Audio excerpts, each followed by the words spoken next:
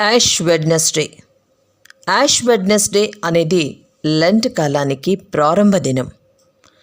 ఈరోజు మనకు మానవ స్వభావం, పాపస్థితి, పశ్చాత్తాపం అవసరం, దేవుని కృప అవసరం అన్న విషయాలను గుర్తు చేస్తుంది. కీర్తనలు 103:14 మనము ధూళి అని ఆయనకి తెలుసు. What is Ash Wednesday?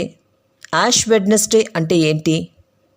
Ash Wednesday అనేది ఈస్టర్కి ముందు 40 రోజుల లెంట్ కాలానికి మొదటి రోజు. ఈ రోజు నుండి విశ్వాసులు ఉపవాసము, ప్రార్థన, పశ్చాత్తాపం ప్రారంభిస్తారు. యావేలు 2:12 ఉపవాసముతో నన్ను చేరుడి. Why Ashes? బూడిద ఎందుకు? బూడిద సూచించేది మన మానవత్వం, పశ్చాత్తాపం, వినయం, దేవునికి లోబడి ఉండటం. ఆదికాండము 3:19 నీవు ధూళివి, మళ్ళీ ధూళిలోకే తిరిగి పోవుదువు. యోబు 42:6 కావున నన్ను నేను అసహ్యించుకొని ధూళిలోనూ బూడిదలోనూ పడి పశ్చాత్తాపడుచున్నాను.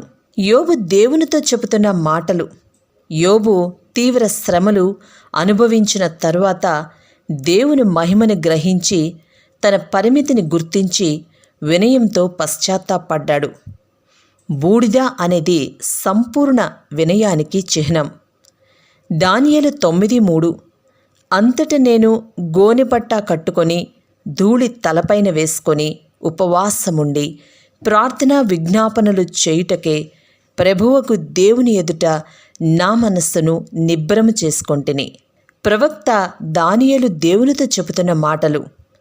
ఇజ్రాయేలు ప్రజల పాపాల కొరకు మధ్యవర్తిగా ప్రార్థించిన సందర్భం. బూడిద ప్లస్ ఉపవాసం = నిజమైన పశ్చాత్తాపం.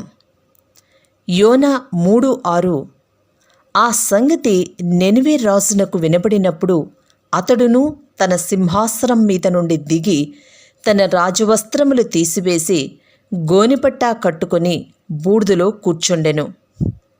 నెనివే రాజు మరియు ప్రజలు దేవుని హెచ్చరిక విన్నారు. బూడిదలో కూర్చొని పశ్చాత్తాపడ్డారు. దేవుడు తీర్పుని ఆపాడు. నిజమైన పశ్చాత్తాపం దేవుని కరుణను తెస్తుంది. మత్తయి 6:16 మీరు ఉపవాసము చేయనప్పుడు వేషధారుల వలె దుఃఖముఖులై ఉండకుడి. తాము ఉపవాసము చేయనట్లు మనుష్యులకు కనబడవలెనని వారు తమ ముఖములను వికారం చేసుకొందురు. వారు తమ ఫలము పొందియున్నారని నిశ్చయంగా మీతో చెప్పుచున్నాను. మత్తయి 6:16 వచనం ద్వారా యేసు మనకు బయట ఆచారం కాదు, లోపల మారిన హృదయం కావాలని ఆశిస్తున్నారు.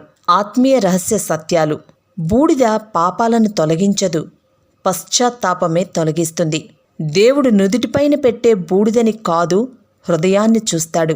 యాష్ వెడ్నెస్డే అహంకారాన్ని కరిగిస్తుంది. విరిగిన హృదయాన్ని దేవుడు తిరస్కరించడు. కీర్తనలు 51:17 విరిగిన మనస్సే దేవునికిష్టమైన బలులు. దేవా, విరిగి నలిగిన హృదయమును నీవు అలక్ష్యము చేయవు. యాష్ వెడ్నెస్డేను ఇలా పాటించాలి.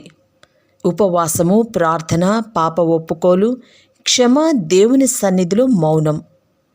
యాకోబు 4:10 ప్రభు దృష్టికి మిమ్మును మీరు తగ్గించుకొనుడి, అప్పుడు ఆయన మిమ్మును హెచ్చించును. యాష్ వెడ్నెస్డే మనకు చెప్పేది జీవిత క్షణభంగురం, కానీ దేవుని కృప అపారం.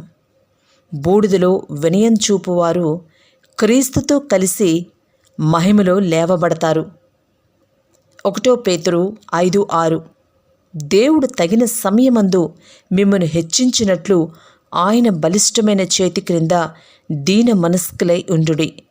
బూడిదలో వినయం చూపువారు క్రీస్తుతో కలిసి మహిమలో లేపబడతారు.